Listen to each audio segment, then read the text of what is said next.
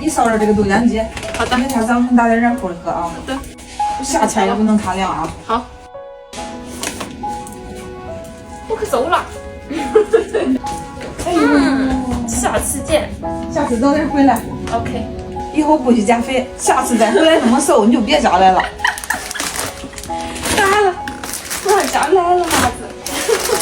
相聚的时光总是嫌太短。我的小猪今天又要回去上班了，带走的有妈妈的不舍，也有孩子们长大后能独立的欣慰。感觉假期总是过不够，但又不得不挥着手说再见。不光是五一假期，或许还有这个没来得及细细品味的春天。一夜之间，今天已经是夏天的第2天了。时光看似不慌不忙，转眼已虚度半年。立夏可以是绿树烟浓夏日长，楼台倒影入池塘，也可以是我小菜园里雨后的泥土香。虽然我的蔷薇还是小小的幼苗，但是看看我这一畦韭菜是不是能抵那满架蔷薇一院香呢？今天割韭菜，蒸一顿农家版的大包子，好长时间没蒸了。我蒸包子不好看，但是绝对的好吃。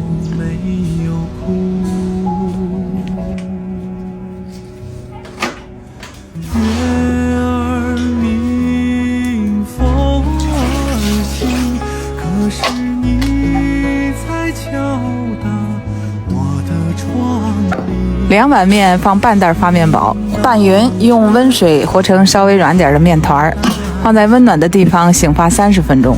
这时候把肉剁了，随便调个适合家人口味的肉馅儿，把韭菜切好放进肉里，搅拌均匀。这时候面也醒得差不多了，开始蒸包子。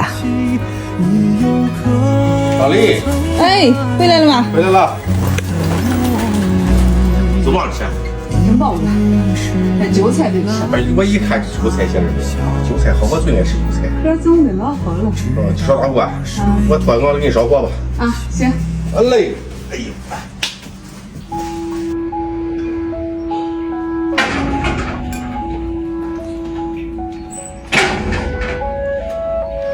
回来了。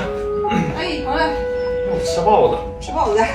夏天是生命力和战斗力的象征，长最繁茂的叶儿，开最鲜艳的花，做使劲儿才能完成的事情。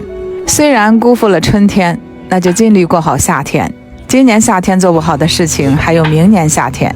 哪怕永远做不好，只要不停止，你会发现一个不被时间困住的自己。结果喽！哇，这大包子太大个了，哇，太软和了。冬天咱就蒸的非常好，不说这样。这馅儿有点大。生活中点滴的温暖都值得你勇往直前。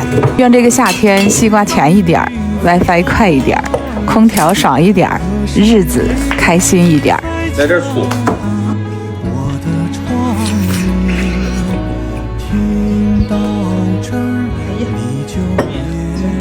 还有倒吗？